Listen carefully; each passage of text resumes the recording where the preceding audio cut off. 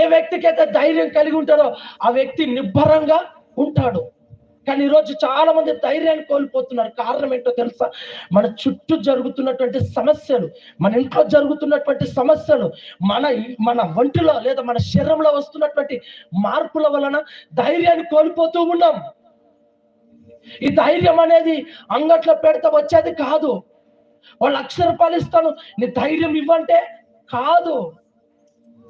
ధైర్యం ఏ విధంగా వస్తుంటే దేవుని కొరకు కనిపెట్టుకొనే ఉండాలి, దేవుని కొరకు ఎదురు చూస్తూనే ఉండాలి. అప్పుడే నువ్వు ధైర్యాన్ని పొందుకుంటావు.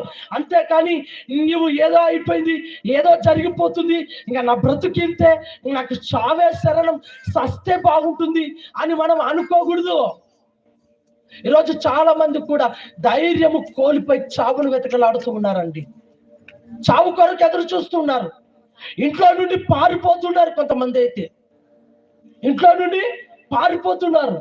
కొంతమంది కుటుంబాన్ని వదిలేస్తున్నారు, కొంతమంది పిల్లలను వదిలేస్తున్నారు, కొంతమంది సమాజాన్ని వదిలేస్తున్నారు.